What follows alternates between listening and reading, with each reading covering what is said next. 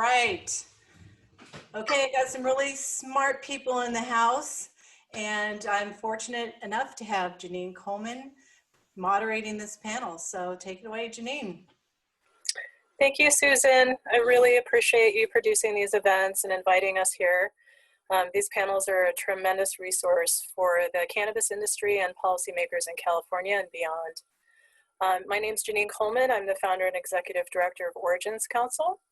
Our organization is a research-based cannabis advocacy organization dedicated to sustainable rural economic development within cannabis producing regions in California, and also devoted to establishing legal standards-based geographic indication systems for cannabis.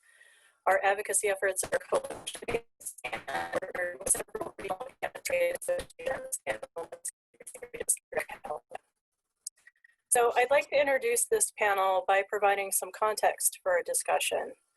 Over the past 20 years, under the legal protections of Proposition 215 and Senate Bill 420, cannabis cultivators and some forward-thinking municipalities have laid the groundwork for what would become the multi-billion-dollar California cannabis industry. The laws were premised on the right to access medical cannabis and the right to cultivate, as well as the right for cultivators to be regulated by patients with medical cannabis. In 2015, Proposition 64 passed, and that was integrated with existing medical cannabis legislation to form the framework under which operating cannabis is now regulated from seed to sale. At the time, industry advocates warned of troubled waters ahead. In 2018, the California Growers Association produced a white paper entitled An Emerging Crisis, Barriers to Entry in California Cannabis. The paper estimated the number of existing California cannabis farms to be over 68,000.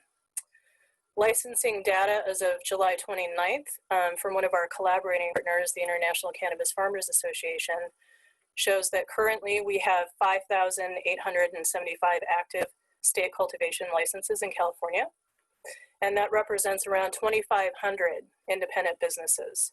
Of the 2,500, about 150 of those entities hold more than 2 licenses. So that gives you some context of the demonstration as well. 84% of active licenses are provisional licenses. The provisional is a state license for flexibility regarding the associated environmental requirements. Under state law, this license type sunsets as of 2021. So this data confirms what the paper forewarned, that the legacy cannabis farming community faces significant barriers to entry into an regulated system.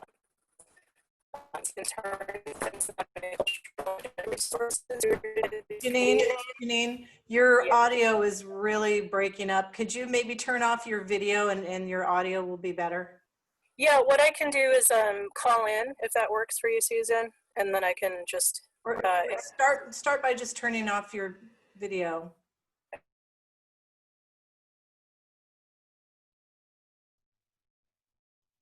You know how to do it? There we go. But you have to unmute yourself.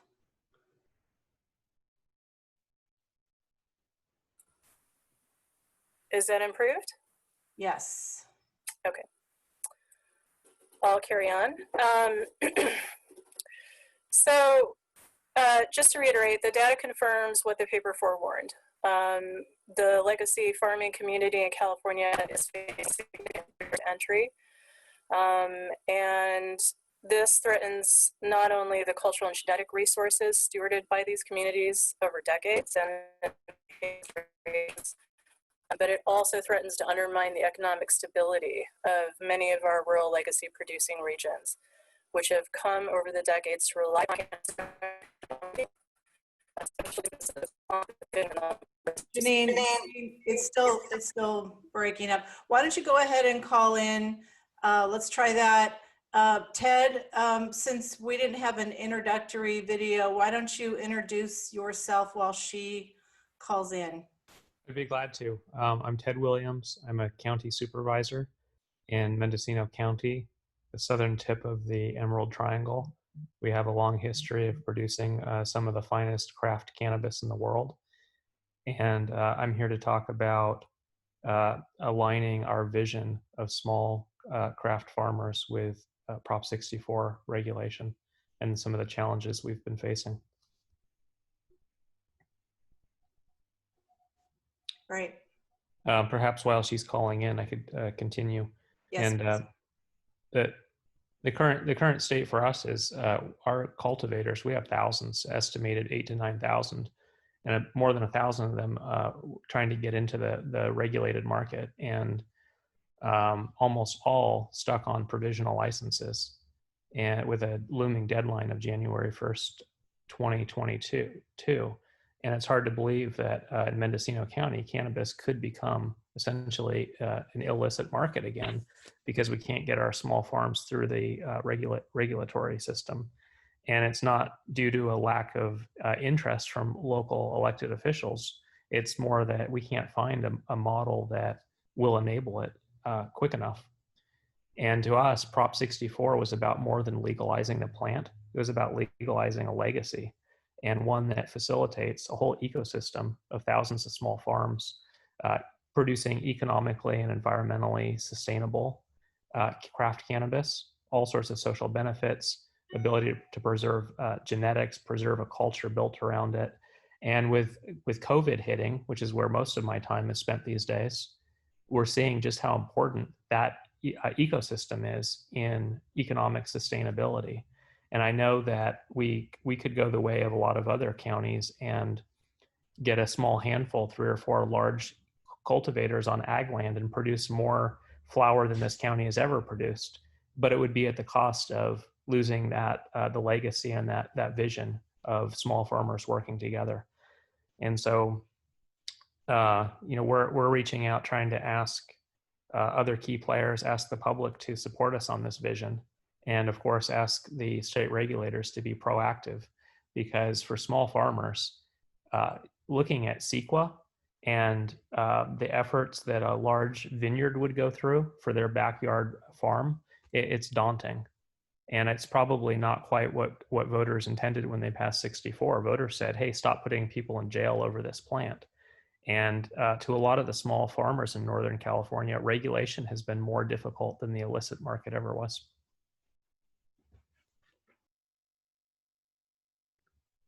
Janine, welcome back.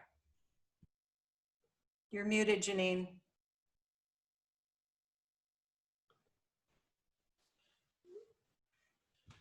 Let me.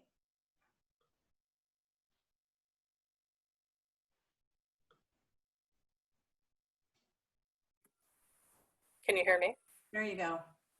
Okay, great. Thank you. Thank you, Ted, for taking over. Appreciate it. There is a pretty significant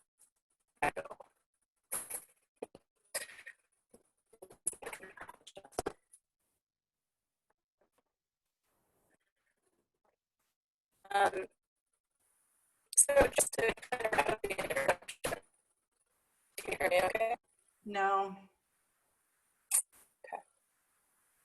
For folks in the city watching, it seems like we're in the dark ages here, 20 years behind on broadband, and it's true. It's been one of the biggest hurdles for local government, but especially the cannabis folks trying to learn how to work together and conduct meetings. And a lot where some of the best cannabis has grown up on hillsides, an hour drive from the closest town, they don't have broadband. And I think that's what we're seeing here with Janine is it's been a real struggle, and we're learning how to do it, and we're getting more efficient, but this is not uncommon. Yes, I've always been very patient with my Northern California farmer friends, because they're not the most prompt on emails and calls and texts and all of that. So, some of them have to hop in the car and drive half an hour and hold their phone out the window to get that email from you. Right, exactly. All right.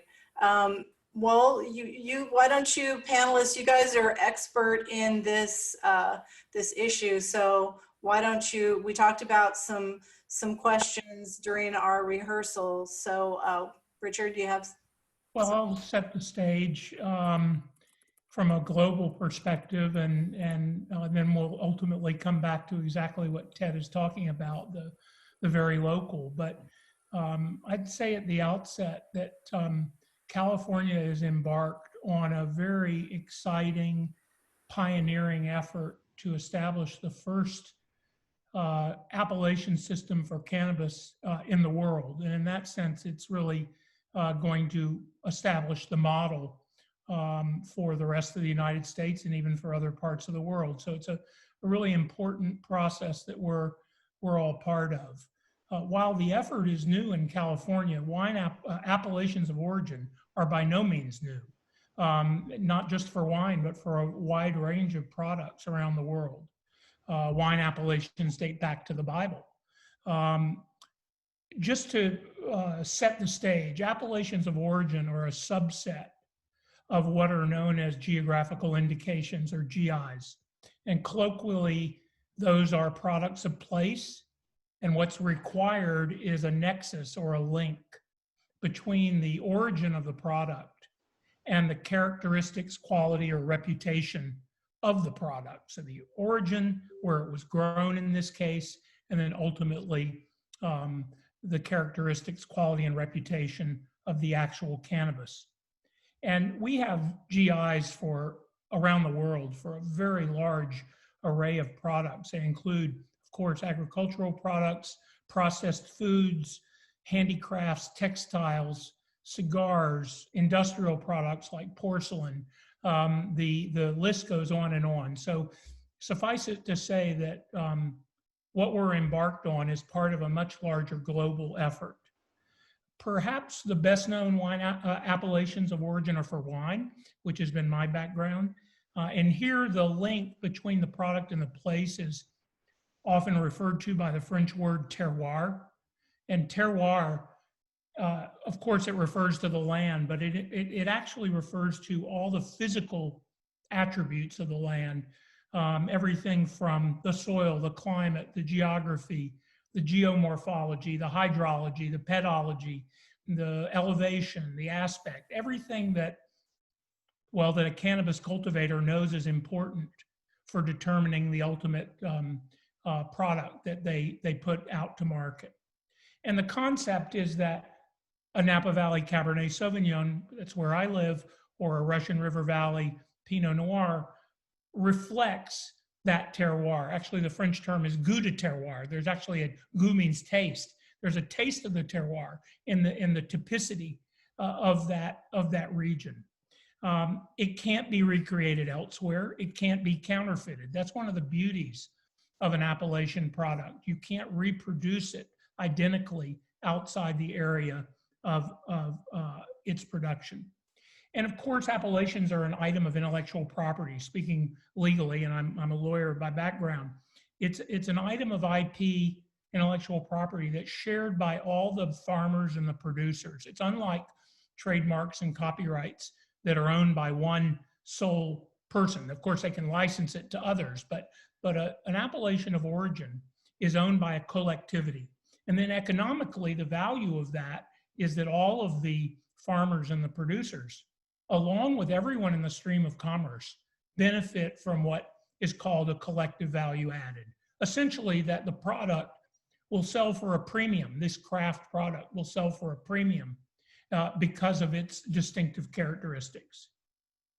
So GIs and appellations of origin in the case of cannabis will serve and achieve a number of benefits that really account for the resilience locally that we've been talking about. First is they promote sustainable rural development. There are local jobs that stem the tide of a rural exodus. There's agritourism that attracts out-of-towners. There's an enhanced product quality and differentiation, all of which has economic rewards. Secondly, appellations of origin preserve local heritage and culture in the form of local savoir-faire, tradition grounded in the land and in the practices of the legacy farmers, and also social cohesion. As Ted was talking about, everybody deals with the same problems, be it the lack of broadband or a particular pest or disease. You know, we all learn from one another. And then finally, for consumers, the appellations of origin give them information and awareness of these very special craft legacy products. So just briefly in terms of where we are in the process, the CDFA, the California Department of Food and Agriculture, has published a set of proposed regulations for establishing cannabis appellations. This is required by statute. Business and Professions Code 26063 says that, well, we'll have two types of designations, one of which is already established. That's county of origin. And a cultivator can, or in this case, even a manufacturer of a cannabis product, can use a county of origin, county name, if 100% of the product was produced, grown and produced in the given county.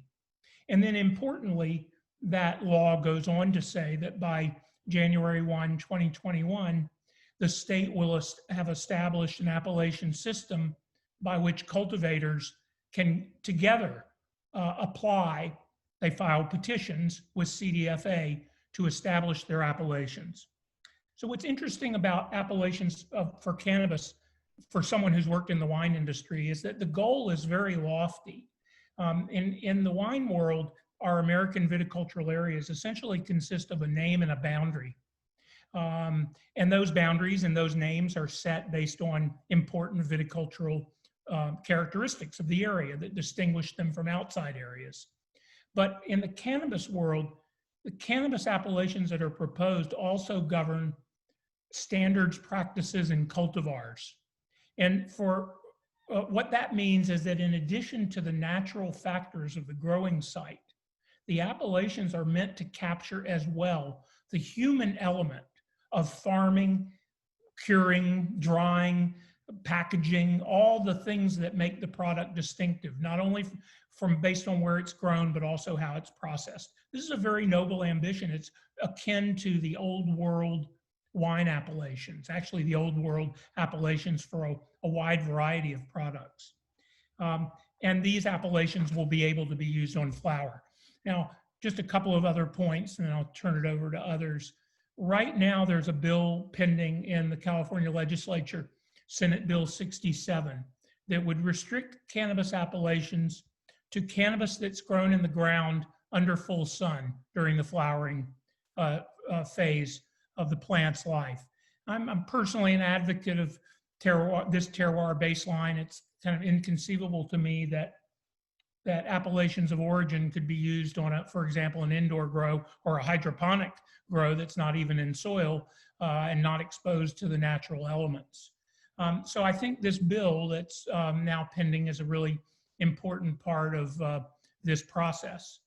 Final note, in terms of what makes an appellation successful, because I've done a lot of these for wine and for other products. And I think my home, Napa Valley, is a very good example of what it takes. The Napa Valley only produces 4% of the state's wine and 0.4% of global wine production. Yet the wines are prized around the world. And the reason for that is that the Napa Valley Vintners is a very strong body that has been involved in perpetual research and education and promotion. And now we're involved in preventing counterfeits around the world. So it takes not only the establishment of the appellation, but leadership after it's been established to bring awareness to the product and to that special place so that consumers are aware of it. Many of our 250 plus wine appellations have literally and figuratively died on the vine. Even a sommelier may not be able to name them, certainly couldn't name them all. And why is that?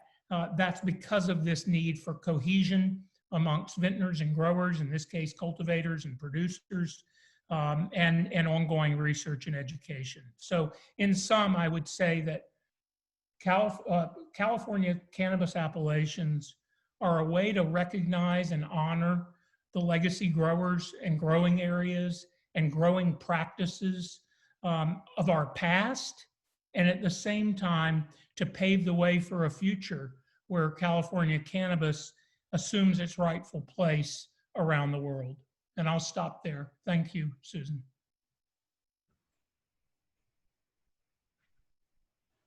We can't hear you, Janine.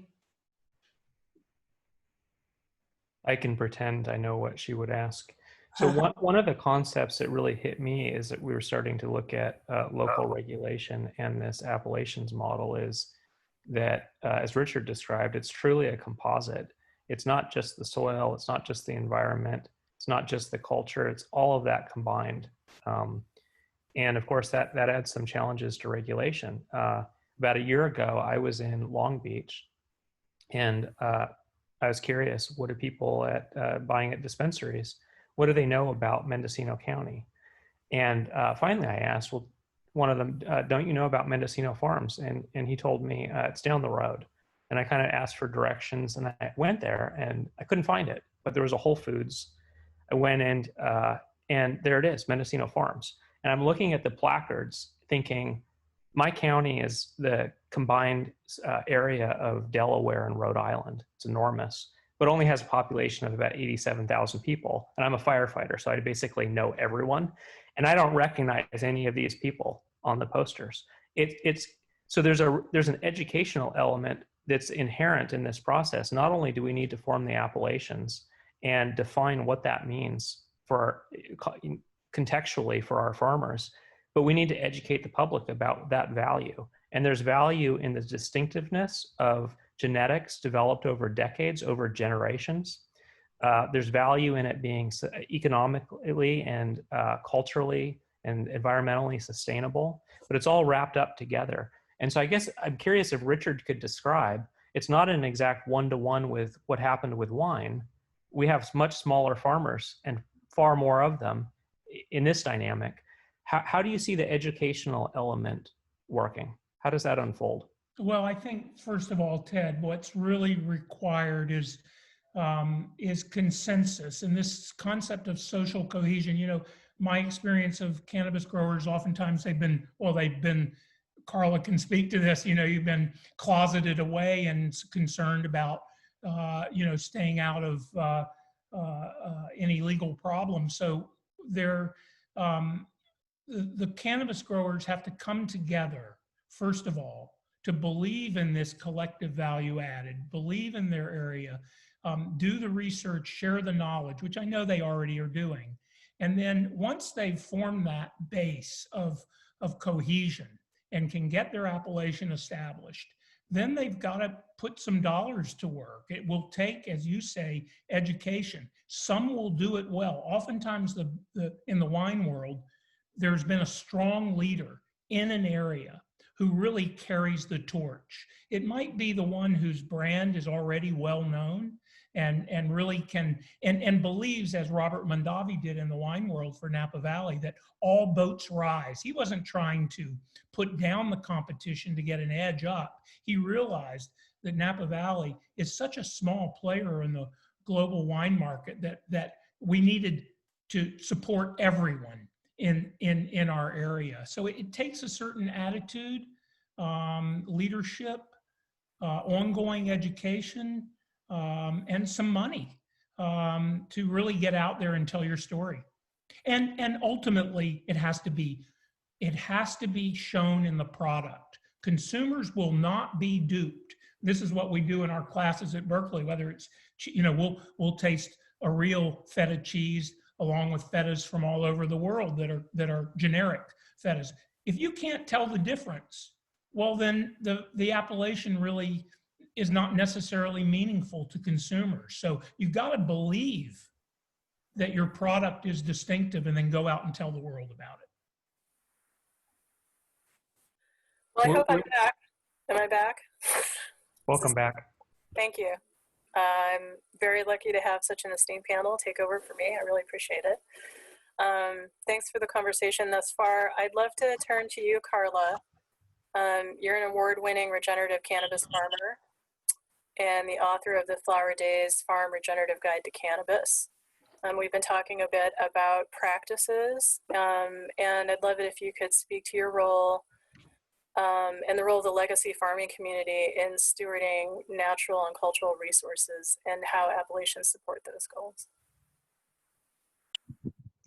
Thanks, Janine. I'm so happy to be here today. This has been immense to get to delve into this. It's such an important topic for us. As legacy traditional cannabis farmers in the Emerald Triangle, really our heritage is stemming from a lineage of the Back to the Land movement, intertwined with many long-held local, rural, and pastoral traditions from the early pioneers, from herbal medicine makers, and from natural farming traditions of indigenous cultures from here and from really around the world, because it came from a lot of global cannabis landrace regions, similar in tradition and culture and values to what we have had going on up here for the last 50 years.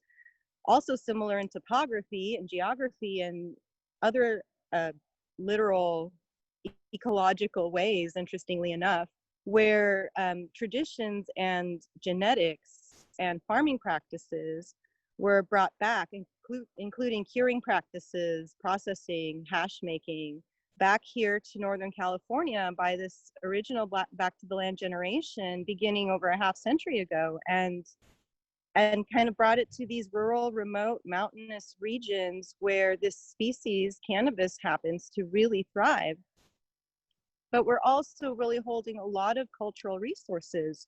What we are is very old world in general. We've been up here in the hills practicing in really kind of in secret for a long time, until the 215 days kind of started to present some gray area. And we hold a lot of old traditions of natural farming practices from around the world, homesteading, farming family traditions on smaller land holdings, sustainability and reliance on hyperlocal resources, regenerative as opposed to industrial or agricultural methodologies.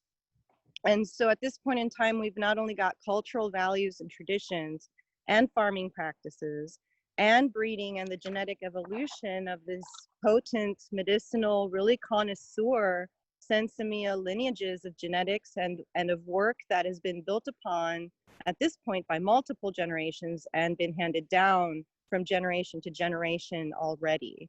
These are all precious and incredibly valuable cultural gems with an international reputation that already precedes the designation of appellations of origin. There's a lot at stake, and it would be catastrophic if it was lost due to regulatory barriers, and both at entry and at complications of just operating in the current system as a small farmer. And Ted's alluded to kind of what some of those are. But that being said, what we've witnessed coming out of the Prohibition and 215 eras into the current regulated industry is a very large number of small landholders, as you know, thousands upon thousands, as you mentioned in your introduction, who were not industrial agriculturalists, who were not big businesses, who hold between them an immense catalog of genetics, of intellectual property, of research, of innovation, of truly environmentally conscious farming practices that have been proven successful in consistently passing California's strict laboratory requirements, and which do not negatively impact watersheds, but rather conserve them and sequester carbon. Yet, we have no ability in our current system of regulation to effectively utilize any of these tools, essentially all of our real value, to our own benefit or to the benefit of our local communities, municipalities, and jurisdictions because of regulatory barriers. And so we're kind of in a position now where appellations of origin are extremely critical. We're holding a lot of values and practices that do steward our environment, our cultural, and our genetic resources. And the most important of these is natural soil building and using your native ecology and your hyper-local and on-site resources as your closed-loop systems of fertility. And what that does is it drives a terroir-driven product, and it makes it unique to that place, just like we're talking about in wine. And it cannot be replicated anywhere else. As Richard Mendelsohn so eloquently explained, this is the beauty of an appellation of origin system, and this is what we really need in order to hold our practices and our product in the consumer marketplace to the level of value, to elevate it to the level of value that it really deserves. And soil building being really the most integral cornerstone of natural farming, natural soil building from on-site local resources and closed loop systems of fertility. And this is literal carbon sequestration. This is a way that California could meet energy goals in the future. These people in the cannabis industry who are not industrial agriculturalists, but who hold an incredible amount of experience and expertise in regenerative farming practices, really hold a key to a lot of critical environmental stewardship that we could see and love to see spread throughout agriculture in the future. The farm itself is an integrated living organism, and it's in balance with the local ecological systems around it.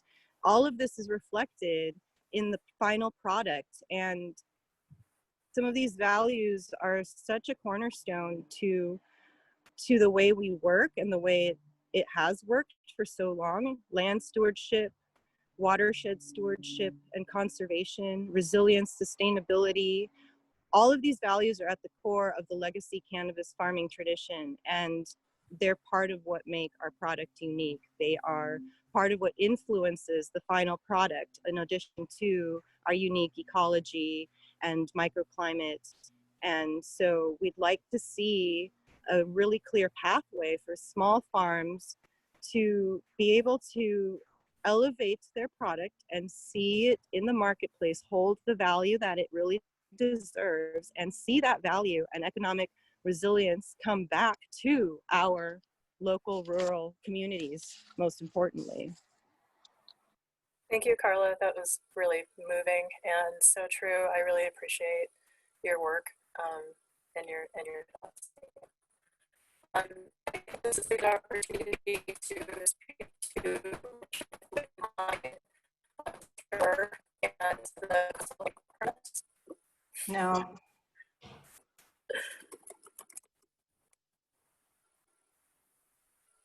I don't. Maybe we could go to some questions that the audience has. I wanted to say, Steve Bloom is in our audience. He's a former editor-in-chief of High Times, lives in New York City. And I asked him, because I wasn't sure how the consumers were going to react to this idea, if they would really care. And it's his opinion that absolutely, with the proper education, absolutely they would care. An anonymous attendee asks, I would love to have Richard Mendelsohn offer his opinion in response to Ted's comment about the CEQA requirements for a vineyard not being fair to put on small family farmers. Well, I'll give you initial thoughts. I've not worked in the CEQA field for cannabis, but certainly have been around that block for wine, both large farmers and small. I think the first thing about CEQA is the CEQA baseline. You know, the CEQA baseline is the existing environment. So to the extent that small farms already exist, you know, the baseline, if they're not expanding, that is an important, you know, you only look at the delta between the existing environment and the changed environment from your project, from your discretionary project. So if all we're talking about is having existing farmers get recognized, I'd just tell you what issues I would look at. I've not done this research, but I would certainly look at the CEQA baseline. And then secondly, there are categorical exemptions and local exemptions for small projects that are built into CEQA, and I would also look at those and see if they apply. You know, absent that, any discretionary project falls under CEQA. I mean, you're either categorically exempt or you do an environmental assessment of some sort. And small farmers are, unless there's an exemption, they're not exempt from that, and that is an issue. and it can be a labyrinth and it can be expensive. So I would look at all available avenues. I've not done that research myself. To tail on to that, if somebody wants to grow industrial hemp, it's a row crop. There's not a lot of regulation. It's a fairly straightforward process. But if the THC is above 3%, same plant, suddenly it's a different regulatory scheme. Now, local land use comes into play. That's where local government has a lot of control. But the CEQA process becomes much more complicated. And we don't want these small farms scaling up. Part of what we're talking about with the value proposition from small farms is that they are intimately involved every step of the way with the growing of plants. They're not using heavy machinery. They're not bulldozing hillsides. It's a backyard operation in a lot of cases. But when they look at the CEQA compliance cost and it gets up above $100,000, there becomes a lot of pressure to scale up. And there's something to lose there in that scaling up process, the very thing that we're trying to hold on to here. So I think that the state regulatory machine is just churning and without any intention favors large scale agribusiness. And we're trying to push back on that and say, no, we want to keep the resiliency of thousands of small farms working together on small plots of land in harmony with the environment. And they're far more environmentally compatible than a lot of the agribusiness that could be allowed. But because they had to hide for decades, they're tucked away in the redwood forest out on rangeland, hidden in the landscape. And if we tell them, okay, now it's legal, you can cultivate, but you're going to come down onto flat farmland, that's not going to be the same value proposition. Richard, maybe you could talk about where is the line? I see a question here about what is a legacy producer? In our county, it's somebody who's producing before 2016. I tend to think of a legacy cultivator as somebody who's producing before the 80s, who's still in it. But I think there's some fine lines, maybe blurred lines. Is using bat guano mixed in with native soil, is that still within the bounds? Where's the line on what can you do and still qualify under this concept of appellation? It's a very good question, and I think soil amendments do play an important role. And I loved what Carla had to say about that and regenerative farming and building your own soil, because I know that cannabis growers, will use amendments, and we do in the wine industry. But I think we use fewer amendments in the wine industry than perhaps are used by most cannabis growers. And I think these lines need to be drawn. That would be, Ted, a practice that the petitioners for a particular appellation will say, this is, you only use soil that you build from ingredients within the appellation, or perhaps not. I mean, so there will be, because appellations are meant to address local standards, practices, and cultivars, there'll be a lot of variation. There will be a lot of points of differentiation that people can take to the market and say, this is what I've done. And these are the strict standards that I have, and this is why you should be consuming, our flower and not someone else's. So I think you'll see a smorgasbord of approaches to standards, practices, and allowable cultivars within a given appellation. Hi. Is this working now? Yes. Great. Well, thank you all for your patience. I'm striking out blind a little bit here because I'm not sure where the conversation's at. But Richard, did you speak to the causal link? Because I think that's an important piece to discuss relative to terroir.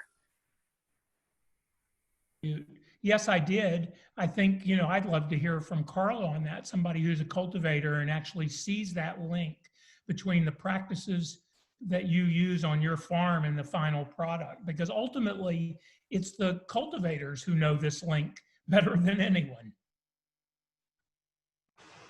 Well, speaking of bat guano, and I hope you guys can hear me because it's really windy here today on the South Fork of the Trinity River. But you can absolutely taste, as a connoisseur, what amendments are used. You can taste salts. If salts were used, you can taste guanos, you can taste bone meal, and it's in the final product. And maybe the average consumer is, you know, certainly not necessarily at that point of discerning the nuance of these things, but they may notice something and they may not know why they like a certain product over another. But what it boils down to is, when you're really working with your terroir, your place, there is so much richness in the environment that you are working with that the fertility will reproduce itself, and you can actually put back more than you take.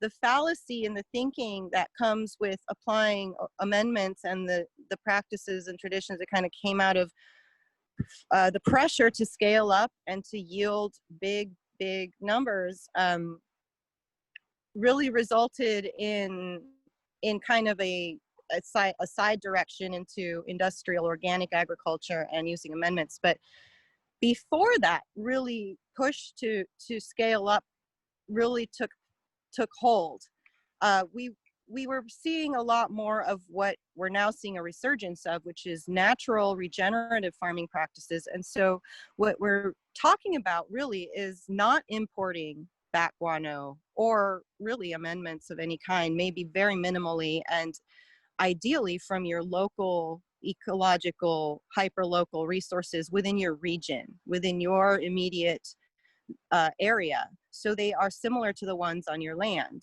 And maybe you're going to import some grass or hay mulch.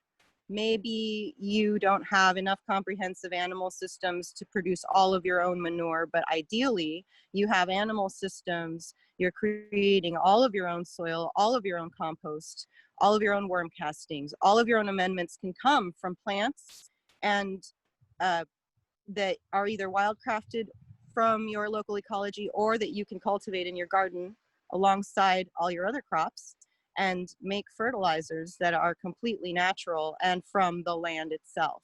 And so then you start to get into a whole other elevated level of connoisseur product that is definitely not the average consumer. There's a level of education and awareness that still has to develop because we're still early on in this. But a connoisseur today could tell you, and really a fine one, just like a wine sommelier can tell you what was used to amend the soil, if there was anything amended in the soil. But they can also distinguish between the unique soils of different micro regions. And this is where we get into the terroir driven baseline, which is when you're using your native soil and then the inputs that you do amend with are from your local ecology, from closed loop on-site resources and systems, then you really develop a unique taste from the soil of the place where your product is being grown and the environment in which it's in. You see the terpenes from the other plants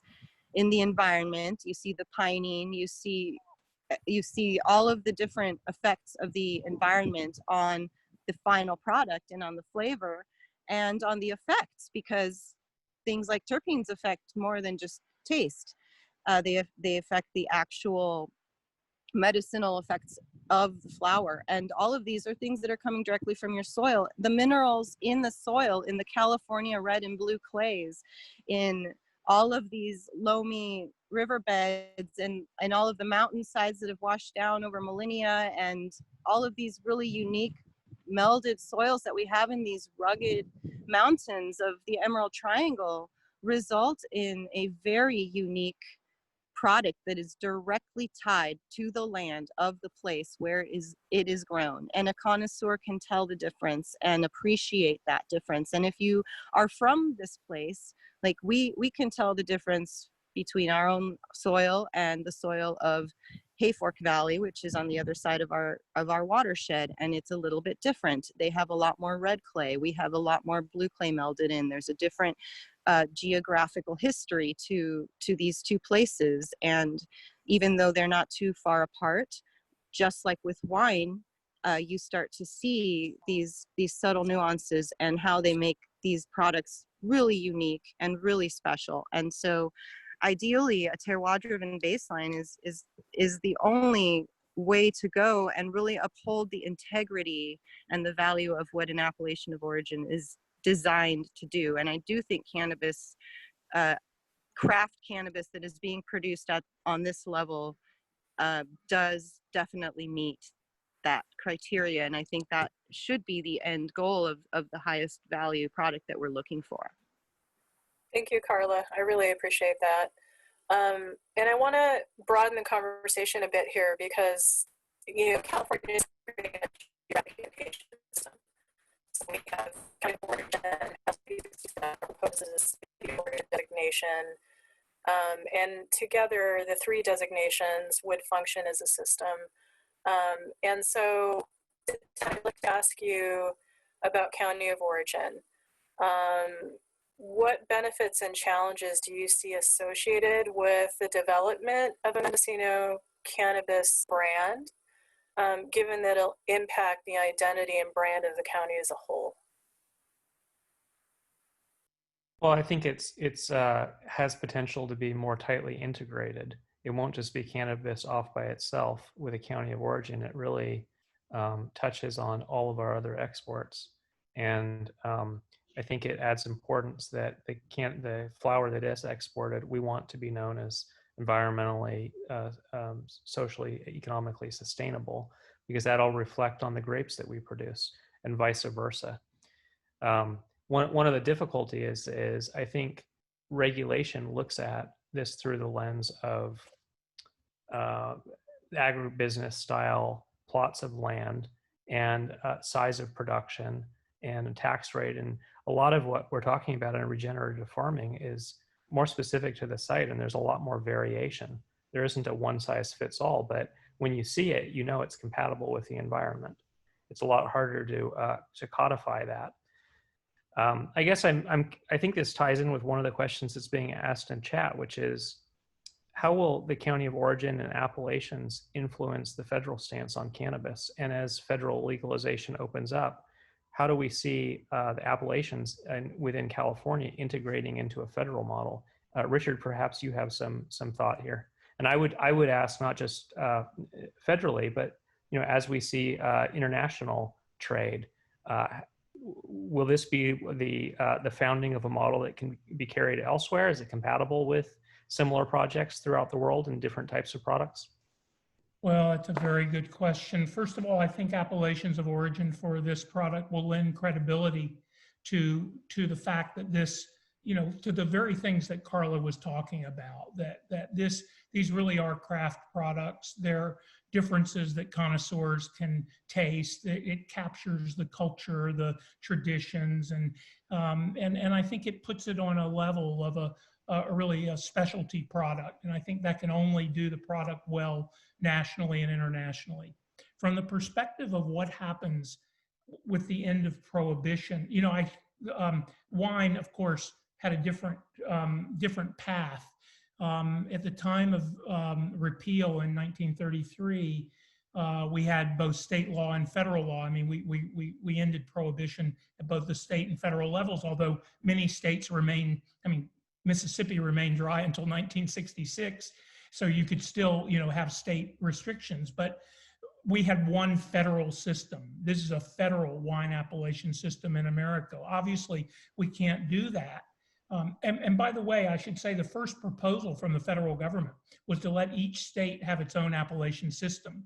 And the growers and the producers, distributors, wanted a national system. They didn't want one state to have one appellation system and another to have another. So that's the risk we run, is that each of our states will have different systems that ultimately will either have to harmonize or have some form of a reciprocity where you recognize the other state's rules. This is why I think California has the possibility of setting up a model that other states will adopt. And as you know, Ted, we do that with uniform building codes that are adopted across the state and across the country. So hopefully the California system is setting that model, but it wouldn't surprise me if other states have variations.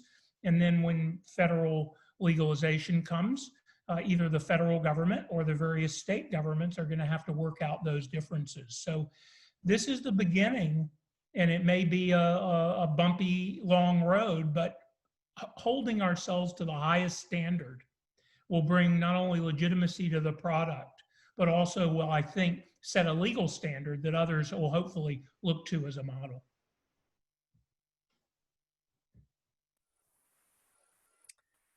Thank you, Richard.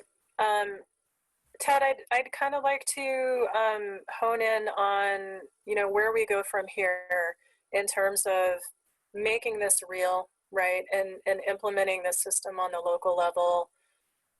What do you see as a policymaker in terms of regulatory or even cultural challenges that need to be addressed in order for us to really maximize the potential of this opportunity? I think one of the challenges is the natural development of cultivation over the decades has led to very independent thinking. People in silos because of the federal and state prohibition. And you can't expect that to change overnight. We're asking those people that historically really kept to themselves to come together and collaborate with regulators who previously, weren't their friends in this. And that's a challenge. But it's also a challenge from the state perspective that regulation needs to take into account a lot of these nuances that are location specific. What's going on in Santa Barbara is vastly different than what's going on in Mendocino County. And I think we need to recognize that what we really need is the state regulators, and specifically CDFA, CDFW, sitting at the table with legacy cultivators, looking at how together, how do we move forward? Because when we're lobbing one over the fence and then waiting for a response that can take weeks and weeks, we're not going to get to that finish line soon enough. And some of it is deadlines, like the provisional license deadline of January 1st, 2022. I imagine that will have to be extended, but we need to reach that goal. And when you see 75% of cultivation permits statewide are provisional, that's a sign. It's not one county that's doing its own thing, not plugging in. It's that none of us really know. We don't have a model ordinance that counties can adopt, and maybe we need to get there. And I'm hopeful that we'll get there by having the state sit with local government and cultivators to find the ideal system. Can I just tag on to that for a second with respect to Appellations? I think it's also important, and I think this is consistent with what Ted is saying, that we don't just rush in and establish Appellations overnight. I think consensus and getting the local, what I called social cohesion, agreement on those standards, practices, and cultivars, this takes time. And I think it's one of the reasons that Origins Council has recommended that there, instead of just any 3 cultivators being able to file an appellation petition, that you really have to get a majority or a significant number of people in the area to sit down together, agree on what these standards, practices, cultivars, names, boundaries should be, and that builds. That's a path forward. So one of the things that I would hope wouldn't happen, actually it happened in the early development of French appellations. So there's a historic wine appellations. So there is a historical precedent for this, is a rush to market. Let's just go get it quickly. Well, we won't agree on that much. Let's just go get this thing established. These take time to do well, and they should be done well, and they should be done based on consensus, or as much consensus as one can reasonably expect. Richard, you would know better than I would. What would an example cultivation community be in Southern California that could plug into this model? Well, I don't know that world as well as I know in Northern California. Janine, I think, would be the better person to speak to that. Yeah, we are finding legacy producing communities all over the state. Anza has one, and they've been working really hard to try and create viability for their outdoor production. And I think this is a really good opportunity. Because of my technical difficulties, didn't have the chance to really speak to the urban producing community, the value of city of origin, particularly for our legacy producing community, equity producing community in urban areas. And so I think, this opportunity to aggregate regional resources and identity and advance as a community is really important for all producing communities, including the urban producers. And I think particularly because they have the closest interface with the market and the consumer and can start to penetrate through their city of origin products and then our county of origin products, and then with conjunctive labeling opportunities, penetrate the awareness of the consumer about geographic indication products, products of place and pride of the producing community, I think is a really important consideration. So I'm really grateful that we're constructing, a tiered system that has these various opportunities for products of place for both urban and rural producing communities. And I just like to kind of offer a closing thought, and then I'll, pass it to the panelists for your thoughts. But I think when you tie a community to a product and a place through a GI, and you open that community up to the microscope for a culture that's coming out of prohibition, and we're already under the microscope, this affords our culture the opportunity to point the microscope at our points of pride, our values, our practices, and our craft, and highlight our historic and continuing contributions to our regions. And so I'd really like to suggest to keep an eye on regional leaders coming out of Humboldt County, Mendocino County for county of origin marketing programs, and Oakland and San Jose for city of origin marketing programs. And with that, I'll pass it to the other panelists for closing thoughts. Well, I'll just say I've learned one thing from you, Janine, in that dialogue, which I'm going to use in the future, and I hope you don't mind. I'll attribute it to you if you'd like. GIs are not only products of place, they are products of pride, and I like that. I like that phraseology. Thank you for that. And I would close And by I'll just asking you to collaborate with us, because this is really an exercise in working together, all across the state. And so, if something here didn't click with you, you see it differently, please reach out, be part of that discussion. And if you have thoughts on how to get cultivators statewide to their annual licenses, we desperately need your help. Thanks, Ted. Carla?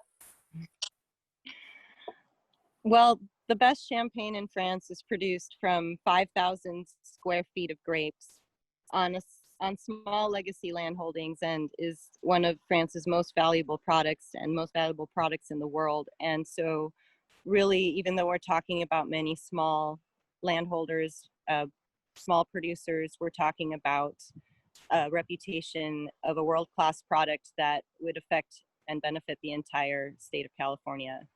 Thanks for putting this together, Janine. Hope everybody will continue to reach out and build consensus. And we have a lot of work to do, but this is a hopeful point for small farmers here. Thanks, Carla. And thanks again, Susan. Really appreciate the opportunity to have this panel. Thank you, Janine, and thank you, panelists. It was very interesting, and it's a conversation that needs to be had again and again. So everybody, a lot of you have stuck around for almost 8 hours now today. It's been a long day. We're gonna pretend like we're at a real conference, and some of us are gonna meet up in the bar let's pretend we're on the Queen Mary, and we're gonna go to the captain's room, and we're gonna sit out on the deck and smoke some joints. So in order for us to do that, I'm going to put in the chat, we're going to do a meeting and get out of this webinar so everybody can be equal on the screen. I'd love feedback on how the day went. As a friend and colleague, I'd love to hear your thoughts. suggestions for future panels, stuff like that. Let's get high. Let's have some fun. I'm going to turn on some music and then I'm going to move over to the meeting, and I hope that a lot of you join me. Thank you, everyone.